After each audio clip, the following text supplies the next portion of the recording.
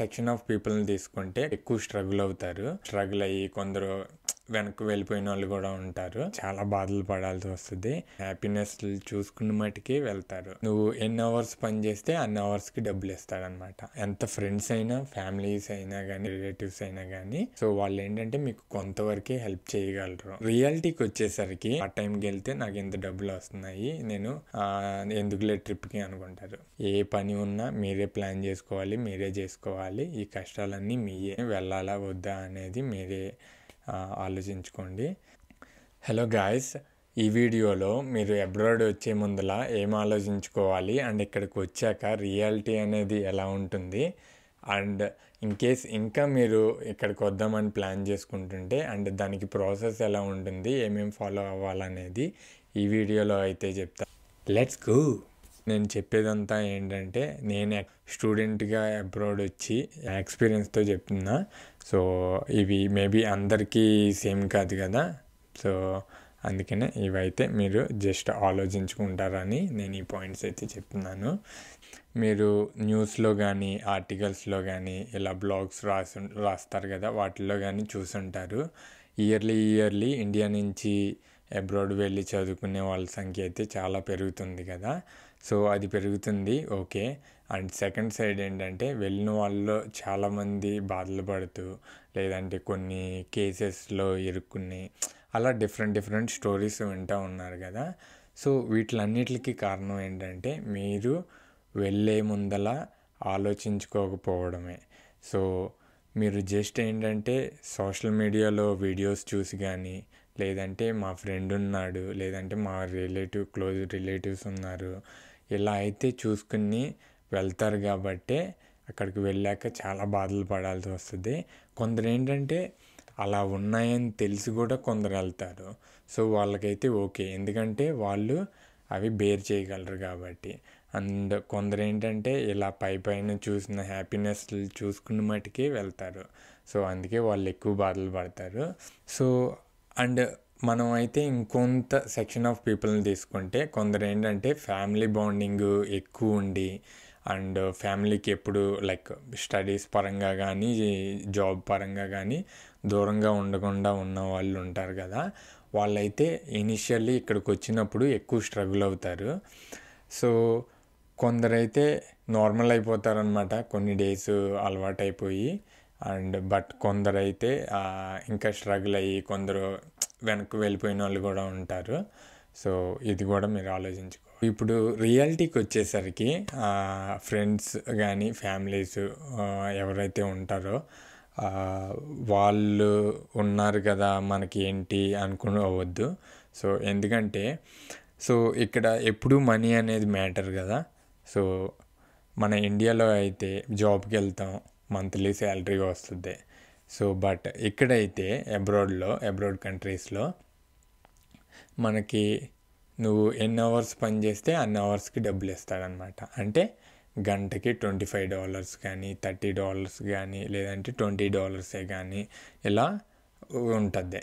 So అలా వచ్చేటప్పుడు కొంతమంది సోషల్ మీడియాలో చూసి ఇదిగో వీళ్ళు హ్యాపీగా ఉన్నారు, వీళ్ళు అదిగో టూర్స్ వెళ్ళారు, అది ఇది అనుకుంటారు కదా. ఇప్పుడు ఏంటంటే ఆ వచ్చిన స్టూడెంట్స్ ఏం ఆలోచిస్తారు, అదిగో నేను పార్ట్ టైంకి వెళ్తే నాకు ఇంత డబ్బులు వస్తున్నాయి, నేను ఎందుకులే ట్రిప్కి అనుకుంటారు. సో అదే రియాలిటీ అనమాట. సో ఈ రియాలిటీ కూడా మీరు అర్థం చేసుకోవాలి. అండ్ ఎంత ఫ్రెండ్స్ అయినా, ఫ్యామిలీస్ అయినా కానీ, రిలేటివ్స్ అయినా కానీ, సో వాళ్ళు ఏంటంటే మీకు కొంతవరకే హెల్ప్ చేయగలరు. సో మీరు వచ్చిన 1 month అది ఇది అని గైడ్ చేస్తారేమో కానీ ఆ తర్వాత అయితే మీ ఇండివిజువాలిటీ మీకే ఉండాలి. ఏ పని ఉన్నా మీరే ప్లాన్ చేసుకోవాలి, మీరే చేసుకోవాలి. ఈ కష్టాలన్నీ మీయే. సో ఇవి కూడా ఆలోచించుకోవాలి వచ్చే ముందల. సో ఇప్పుడు దాకా మనం ఈ హార్డ్ పార్ట్స్ ఏంటి అండ్ ఏం ఆలోచించుకోవాలని అయితే చూసాం కదా. సో ఇప్పుడు ఏంటంటే ఇంకా వెళ్దాము అబ్రాడ్, ఓకే సో కంట్రీ వెళ్దాము ఇలా అనుకున్న వాళ్ళకి ఫస్ట్ థింగ్ మీకు రావాల్సింది ఏంటంటే ఆలోచన, మీరు జస్ట్ స్టడీస్ కోసం పంపిస్తున్నారా, లేదంటే ఆ కంట్రీలో సెటిల్ అవుదామని వెళ్దాం అనుకుంటున్నారా అనేది ఆలోచించుకోవాలి. ఎందుకంటే మీకు డిఫరెంట్ ప్లాన్స్ ఉంటాయన్నమాట. మీరు ఒకసారి అబ్రాడ్ వెళ్దామని డిసైడ్ అయితే మీరు కనీసం 10 ఇయర్స్ అన్నా మీరు అక్కడ స్పెండ్ చేయాలి. ఎందుకంటే అక్కడ సిటిజన్షిప్ రావాలి కాబట్టి. సో సిటిజన్షిప్, ఆ గ్రీన్ కార్డు ఏవో ఒకటి ఉంటాయి కదా, ఇవన్నీ రావాలంటే మీకు కనీసం 10 ఇయర్స్ స్పెండ్ చేయాలి ఇన్ కేస్ అక్కడే స్టే చేద్దాం అనుకుంటే. అదే జస్ట్ స్టడీస్ కోసం వెళ్దాం అనుకుంటే ఏంటంటే వాళ్ళు జస్ట్ స్టడీస్ కంప్లీట్ చేసుకుంటారు, వచ్చేస్తారు. సో వాళ్ళకి ఏ ప్రాబ్లం ఉండదన్నమాట. ఇన్ కేస్ అక్కడ సెటిల్ అయిపోదాం అనుకున్న వాళ్ళకి కొంత ప్రాసెస్ ఉంటుంది ఆబ్వియస్లీ. సో అది కంట్రీని బట్టి డిఫరెంట్ ఉంటుంది. ఈవెన్ ఆ కంట్రీలో స్టేట్ని బట్టి కూడా కొంచెం రూల్స్ అనేవి డిఫరెంట్గా ఉంటాయి.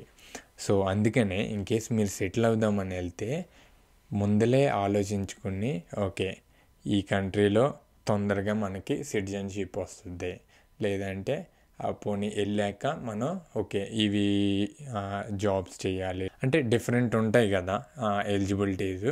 ఆ ఎలిజిబిలిటీస్ మీరు ఎలా క్రాక్ చేయగలరో మీరు ఆలోచించుకోవాలి. అంటే అవన్నీ ప్రీ ప్లాన్ వేసుకోవాలి. అలా వేసుకుంటే కానీ మనకి ఈజీగా అయితే రాదనమాట. మీరు వన్స్ డిసైడ్ అయ్యాక ఇన్ కేస్ సెటిల్ అవుతాకి వెళ్దాం అనుకుంటే కనుక అప్పుడైతే మీకు రిలేటివ్స్ లేదంటే ఫ్రెండ్స్ ఇలా ఉంటారు కదా, వాళ్ళని కనుక్కోండి అక్కడ రియాలిటీ ఎలా ఉంటుంది. సో ఇంకా అక్కడ సెటిల్ అవ్వడానికి ఈజీగా ఉంటుందా, ఎన్ని ఇయర్స్ పడుతుంది మ్యాక్సిమం, సెటిల్ అవ్వడానికి ఏమేమి క్రైటీరియా వాళ్ళు మ్యాచ్ అవ్వాలి, సో ఆ ఎలిజిబిలిటీ మనకు ఉంటుందా ఏంటి అనేది ఇవన్నీ కూడా ఆలోచించుకోవాలి. అవన్నీ డిస్కస్ చేసి అప్పుడు నెక్స్ట్ స్టెప్ తీసుకోవాలి. ఆ నెక్స్ట్ స్టెప్ ఏంటంటే డైరెక్ట్గా స్టూడెంట్ వీసా అప్లై చేయడమే కదా. సో ఆ స్టూడెంట్ వీసా అప్లై చేసేటప్పుడు కూడా మనం ఏంటంటే కరెక్ట్ కన్సల్టెన్సీని చూస్ చేసుకోవాలి. నేనైతే ఐడిపి నుంచి వచ్చా, వాళ్ళైతే ఎక్కువ ఏం ఛార్జ్ చేయరు అసలు. సో జస్ట్ మీ అప్లికేషన్ అయితే ప్రాసెస్ చేస్తారు, బట్ మీరైతే జస్ట్ ఫాలో అప్ అయితే చేయాలి మీ అప్లికేషన్ ఎలా వెళ్తుంది ఏంటి అనేది. అండ్ మీరు ఇంకోటి కనుక్కోవాల్సింది ఏంటంటే మీరు కాలేజ్ చూస్ చేసుకున్నాక అక్కడ స్కాలర్షిప్ మీకు ఎంత వస్తుంది ఏంటి అనేది కూడా చూస్ చేసుకోండి. ఎందుకంటే మీరు ఇన్ కేస్ అడగపోతే దాని గురించి వాళ్ళు తక్కువ ఇచ్చేస్తారు స్కాలర్షిప్. అదే మీరు కొంచెం మీకు ప్రీవియస్ ఎడ్యుకేషన్లో ఎక్కువ మార్క్స్ ఉంటే కనుక దాన్ని బట్టి మేబీ మీకు ఎక్కువ పర్సంటేజ్ స్కాలర్షిప్ వచ్చే ఛాన్సెస్ అయితే ఉంటాయి. కాబట్టి మీరు అది కూడా ఒక పాయింట్ గుర్తుపెట్టుకోవాలి. సో ఇంకా మీకు మరిన్ని డీటెయిల్స్తో ఇంకొన్ని వీడియోస్తో మళ్ళీ వస్తా. Stay tune.